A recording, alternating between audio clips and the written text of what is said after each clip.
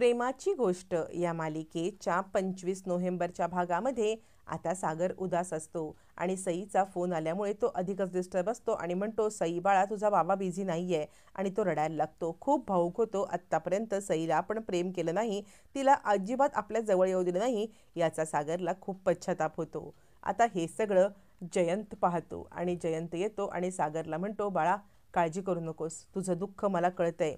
आज तुला आपल्या पोरीबद्दल प्रेम वाटत आहे आणि त्याच प्रेमाच्या पोटी तुला हा त्रास होतोय. पण तुला माहितीये का, हे मी सुद्धा गेले कित्येक वर्ष सहन करतोय. 7 वर्षापूर्वीच्या एका गैरसमजामुळे तू माझ्यासोबत अबोला धरलास. नंतर तू मनावरती दगड ठेवून माझ्यापासून लांब राहिलास. मला कळतंय तुझ्या मनामध्ये तुझ्या पोरीविषयी प्रेम आहे, पण ते तू कधी व्यक्तच केलं नाहीस. आज ती वेळ आली आहे, पण मला खात्री आहे तुझी पोरगी तुझ्याजवळ नक्की येईल. तू काळजी करू नकोस. असं म्हणत आता इकडे जयंता त्याला समजवत असतो. सागर म्हणतो, सई बाळा आत्तापर्यंत मी तुला कधीच बोललो नाही की तुझा बाबा तुझ्यावरती किती प्रेम करतो. पण आज आज मी मनातून तुला वचन देत आहे की काहीही झालं तरी हा तुझा बाबा तुला तुझ्याजवळ म्हणजे माझ्याजवळ आणून ठेवणारच. असं म्हणत आता सागर स्वतःशीच एक वचन देतो सईला आणण्याचं. सगळेजण आता सागरला समजवत असतात आणि आता सागरच्या डोळ्यातील अश्रू पुसण्याचा प्रयत्न करत त्याच्या जवळ येत आता एक फॅमिली पूर्ण झालेली असते. तोपर्यंत इकडे मात्र सईला आता हर्ष रागावतो आणि म्हणतो, का ग बाबाला कॉल करायला कोणी सांगितलं तुला? तितक्यात तिथे सावनी येते आणि ती म्हणते, ए काय करतोयस तू? जा बरं सई बाळा तू खेळ जा. असं म्हणत सईला खेळायला पाठवून सावनी सांगते, तू काय करतोयस? तुला सागरला हरवायचं आहे ना? मग जर का सावनीने तिकडे सांगितलं कोर्टामध्ये की आईच्या घरी मला त्रास होतो तर काय होईल तुला कळतंय ना? सागरला हलवण्यासाठी तुला हे करायलाच पाहिजे. हर्ष म्हणतो, हो हो मी आत्ताच्या आत्ता जाऊन सईला सांगतो की बाळा तुला बाबांना कॉल करायचा होता तर तू मला सांगायचंस ना.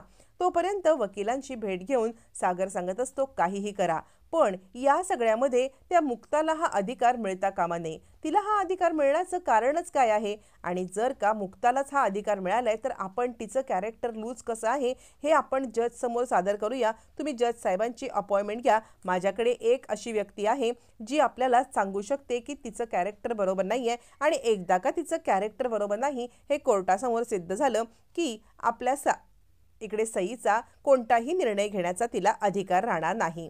असं म्हणत आता मात्र इकडे छाया परांजपे म्हणजेच मयुरेश प्रणवच्या आईला मुद्दामहून इकडे आता कोर्टासमोर जज समोर मुक्ताचं कॅरेक्टर सर्टिफिकेट म्हणून सागर बोलवून घेतो. ताबडतोब इकडे हर्षला सागरच्या हालचाली समजत असतात. हर्षला सागरच्या हालचाली समजतात आणि त्याच वेळेला हर्ष लगेचच फोन ठेवतो आणि सावनीला म्हणतो, तुला माहिती आहे का या सागरने नवीन काय खूळ केलंय ते?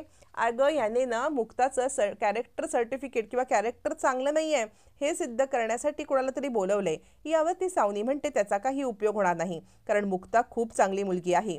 मुक्ताच्या बाबतीत त्याने कितीही काही बोलला तरी कोणीही ऐकणार नाही कारण मुक्ताचं कॅरेक्टर शुद्ध आहे आणि घडतं पण तसंच. इकडे आता छाया परांजपे म्हणजे मयुरेशची आई इकडे आलेली असते आणि त्याच वेळेला कुलकर्णी वकील सागरचे वकील जजची पर्सनलमध्ये अपॉइंटमेंट घेऊन असतात आणि मुक्ताची पण वकील असते. त्यावेळेला छाया सांगते, काय सांगू म्हणजे त्या मुलीचं कॅरेक्टर इतकं खराब आहे ना की आधी माझ्या प्रणवसोबत लग्नाचं नाटक केलं म्हणजे प्रणवसोबत आमच्या लग्न ठरलं, पण ज्या वेळेला साखरपुड्याला आम्हाला कळलं की आई होऊ शकत नाही त्यावेळेला आम्ही हा साखरपुडा मोडला आणि त्यानंतर या सागरच्या मागे हात धुवून लागलेली आहे. त्यांच्या घरामध्ये इंटरफेअर करते. त्या सईला बिचारीला काय काय नको नको ते सांगते आणि या सगळ्यावरून तिचं कॅरेक्टर आपल्याला कळतं. छाया परांजपे इतकं बोलल्यावरती आता सगळ्यांना अपेक्षित असतं की जज साहेबांनी छायाच्या बाजूने बोलावं, पण जज साहेब खूप चिडतात. जज साहेब म्हणतात, कशा बाई कशा आहात तुम्ही? म्हणजे फक्त एक मुलगी आई होऊ शकत नाही म्हणून तिच्याशी साखरपुडा मोडतात? अशा पद्धतीच्या तुम्ही बाई आहात आणि तुम्ही मुक्ताच्या कॅरेक्टरवरती सवाल करताय? म्हणजे त्या सईने मुक्ताला का निवडलं? कारण तिला धड आई धड बाबा या दोघांपैकी कुणाचीही सिक्युरिटी मिळत नव्हती. अशा वेळेला मी स्वतः कोर्टामध्ये पाहिलंय त्या भांबावलेल्या नजरेने त्या पोरीने मुक्ताची निवड केली कारण तिला मुक्तामध्ये एक प्रकारचा विश्वास दिसला. असं म्हणत आता मात्र इकडे जज साहेब त्या कुलकर्णी वकिलांना त्या छायाला आणि पर्यायाने सागरला सगळ्यांनाच खडसावतात की मुक्ताबद्दल काहीही बोललात तर खबरदार आणि ती केस तिथेच रद्द करतात. त्यानंतर आता जज साहेब मुक्ताला फोन करून म्हणतात, खरं तर तुमचा या केसशी काही संदर्भ नाही आहे पण इकडे सागर आणि सावनी यांच्या डिवोर्स संदर्भात जी केस चालू आहे त्या संदर्भात मला तुमच्याशी बोलायचं आहे, कारण तुमचा इथे विषय निघालेला आहे. तुम्ही येऊ शकाल का?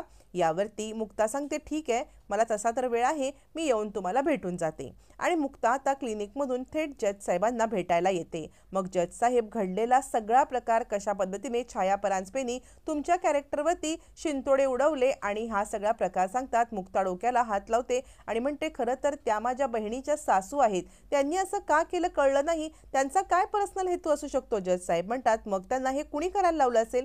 मुक्ताच्या लगेच लक्षात येतं की हे सागरचंच काम असणार आहे. तोपर्यंत इकडे आता छाया म्हणते, तुम्ही मला म्हटला होतात म्हणून म्हणून मी आत्तापर्यंत हे सगळं केलं. हा डाव तुमचा माझ्यावरतीच उलटला ना. जर माझ्या मुलाला आणि सुनेला कळलं की जर मी इकडे येऊन हे केलंय तर मात्र मला काही कळायला नको, मला या सगळ्यात अडकवू नका. कुलकर्णी वकील म्हणतात, हो सागर साहेब, जज साहेब आपल्यावरती खूप चिडलेत, म्हणजे आपली केस आपल्या बाजूने आपणच वीक केले. सागर म्हणतो, स्टॉप इट, बघू काय करायचं ते, पण त्या मुक्ताला या सगळ्यामध्ये मला इन्व्हॉल्वच करून घ्यायचं नाही.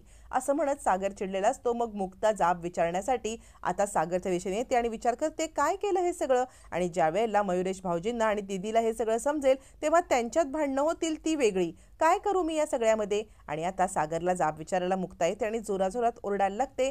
सागर म्हणतो, हळू बोला, हे घर नाहीये. त्यावर ती मुक्ता सांगते, मला पण तेच म्हणायचं आहे, तुमच्या स्टाफला समजू दे की तुम्ही कशा प्रकारचा माणूस आहात. तुम्हाला काय वाटतं? मला हे सगळं सईबद्दलचा निर्णय घेण्यामध्ये आनंद वाटतोय का? मला उलट इतकं टेन्शन आलं होतं की ह्या इतक्याशा जीवाला कुणाकडे ठेवायचं, आईकडे की बाबाकडे, हा निर्णय मला घ्यायचा आहे. पण तुम्हीच माझं काम सोपं केलं. कशी का होईना, पण ती सावनीच या सगळ्यासाठी योग्य आहे असं मला वाटतंय. काही ना काहीतरी करून ती आपल्या बाजूने सईला घेण्याचा प्रयत्न तरी करते. पण तुमचं काय? तुमच्या मनामध्ये सईविषयी काय भावना आहे? हे सगळं करून तुम्ही काय मिळवत आहात? मला निर्णय घ्यायला तुम्ही सोपं केलं. सागर म्हणतात, तुमची बडबड ऐकायला मला इथे वेळ नाहीये आणि हेच मला नकोय. तुम्ही कोण आहात सईच्या आयुष्यातला निर्णय घेणाऱ्या? म्हणजे एक तर सई आईकडे राहील किंवा बाबांकडे, तुमचं काय आहे मध्ये? मुक्ता सांगते, मला पण याच्यामध्ये इंटरेस्ट नव्हता, कोर्टाने या सगळ्यात मला अडकवलंय म्हणून मी इकडे आहे. असं आता दोघांची भांडणं चालू असतात. मग तोपर्यंत ऑफिस सुटण्याची वेळ होते. ऑफिसमधून सगळेच जण घरी जात असतात, पण मुक्ता आणि सागर यांची भांडणं काही थांबत नसतात. त्याच वेळेला मुक्ता रूममध्ये असते आणि सागर सुद्धा आत येतो आणि तो दार लावून घेतो. पण अचानकपणे कसं काय माहीत नाही, पण दार बंद होतं. दार अचानकपणे बंद झाल्यामुळे आता मुक्ता आणि सागर दोघं जण एकाच केबिनमध्ये अडकतात. मुक्ता म्हणते, हे काय? सागर म्हणतो, मला पण हौस नाहीये तुमच्यासोबत राहायची, पण आता दारच बंद झाले, त्याला काय करायचं? आता मुक्ता आणि सागर हे दोघं जण केबिनमध्ये असताना बाहेरून आता पिऊन कानामध्ये हेडफोन टाकून गाणं ऐकता ऐकता लॉक करतो. दोघांना आता रूममध्ये अडकवतो. दोघं जण रूममध्ये अडकल्यावरती सागर बरेचसे फोन करतो बाहेर पडण्यासाठी, पण सागरला बाहेर काही पडता येत नसतं, कारण ते दोघं जण अचूक अडकलेले असतात. आता मुक्ता सागर एकाच केबिनमध्ये रात्रभर अडकतात. दोघांच्या मधली भांडणं आणि दोघं जण या सगळ्यासोबत कशी डील करणार हे मात्र येणाऱ्या भागातच कळणार आहे.